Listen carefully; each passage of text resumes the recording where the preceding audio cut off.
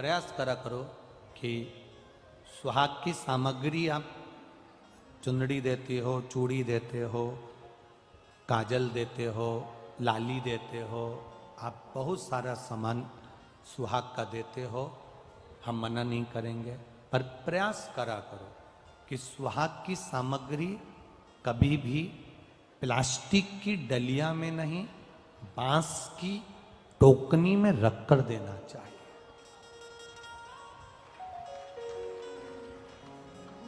दो चीजें अपने जीवन में उतार कर रखिएगा, दो जगह पर बांस का प्रयोग अवश्य करिए। एक,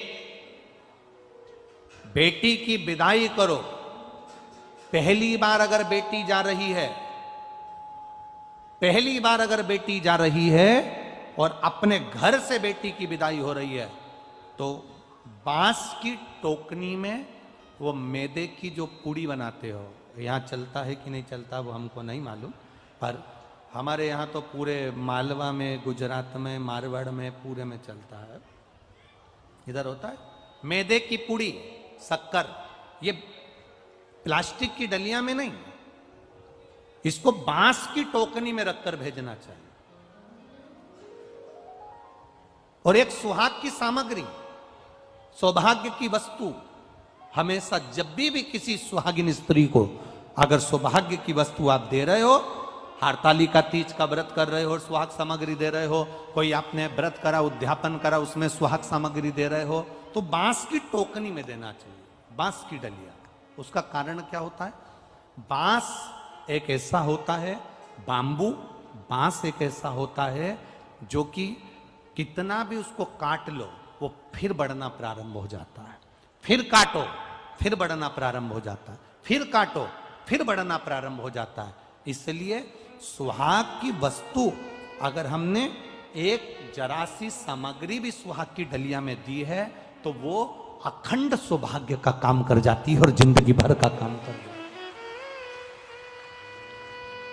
अब ना जाने कहां से ये तुम्हारे पास में प्लास्टिक की डलियां होना गई, तो लोग इतने सरल हो गए, बांस की डलिया लेंगे तो 15 रुपए की डलिया तो लोग संभाल के, पर ये आती है किस जगह पर काम आती है? जब घर में मान लो कोई बड़ी बीमारी सम्मुख में आकर खड़ी हो जाती है, पति या किसी व्यक्ति को घर में रोग उत्पन्न हो जाता है, तुमने अगर बांस की डलिया में सुहाग का दान दिया है तो घबराना मती, तुम्हारे पति के प्राण यम भी नहीं ले जा सकता, उसको साधना पड़ता है।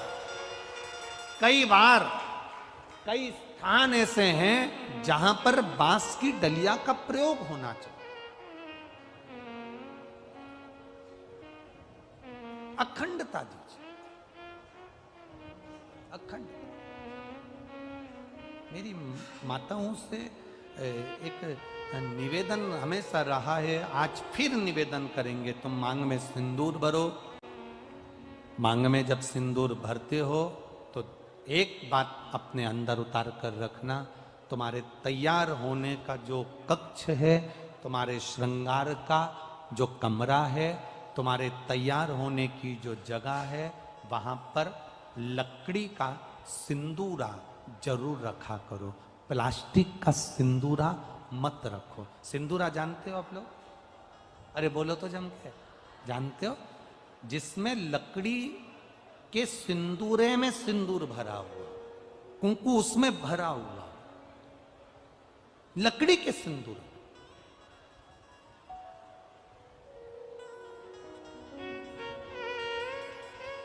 प्लास्टिक में नहीं, चांदी की डब्बी में नहीं, सोने की डब्बी में नहीं,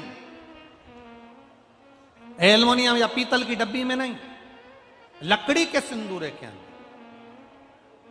और उस लकड़ी के सिंदूर के अंदर उस सिंदूर को पड़ा रहने दो और उसे उसमें से आप अपनी मांग के अंदर लगे, लकड़ी के उसमें से।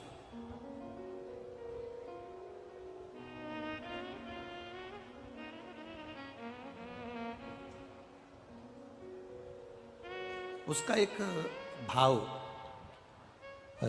आपके यहाँ जब ब्राह्मण देवता शादी के समय पर मांग भरवाते होंगे लड़के से कहते होंगे कि ये लड़की की मांग भरो, उस समय पर लकड़ी के सिंदूरे का महत्व ब्राह्मण देवता अपनी पोथी में से पढ़कर बताते होंगे कि लकड़ी का सिंदूरा क्या महत्व रखता है।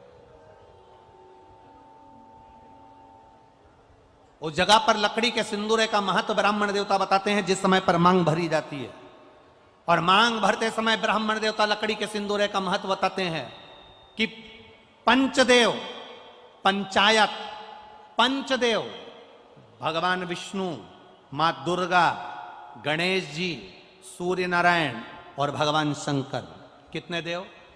जम के बोलिए जरा। पंचदेव। पंचदेव शिव पंचायत के ये 5 देवता लकड़ी के सिंदूरे के अंदर रहते हैं। जब लकड़ी के सिंदूरे का आप दर्शन करेंगे तो वो गोल रहेगा, उस पे आगे का भाग एक उभरा हुआ होगा। करें दर्शन आप लोगों ने, उभरा हुआ भाग रहेगा। शिव महापुराण की कथा में और हमारे यहाँ जब ब्राह्मण देवता, जब लड़की की शादी होती है, लड़के की शादी होती है, तो लड़के के हाथ में सिंदूरा देकर कहते हैं इसकी मांग भरो। उस समय पर सिंदूर भरते समय ब्राह्मण देवता सिंदूरे का महत्व समझाते हैं कि इस सिंदूरे में, इस लकड़ी की डब्बी में, इस लकड़ी की डिब्बी को केवल लकड़ी की डिब्बी मत समझना, इसको सिंदूरा की डब्बी केवल सिंदूरा की मत समझना, इसको ध्यान लगाकर देखना। इसके अंदर मां दुर्गा, इसके अंदर गणेश जी महाराज, इसके अंदर सूर्य नारायण भगवान, इसके अंदर भगवान विष्णु, इसके अंदर देवादिदेव महादेव, ये पंचदेव शंकर भगवान की पंचायत इस सिंदूरे की लकड़ी की डब्बी के अंदर रहती है। इसके अंदर जो सिंदूर भरा जाता है, इन 5 की साक्षी रखकर मांग में जाता है, जिससे नारी का सौभाग्य अखंड होता चले जाता है। अब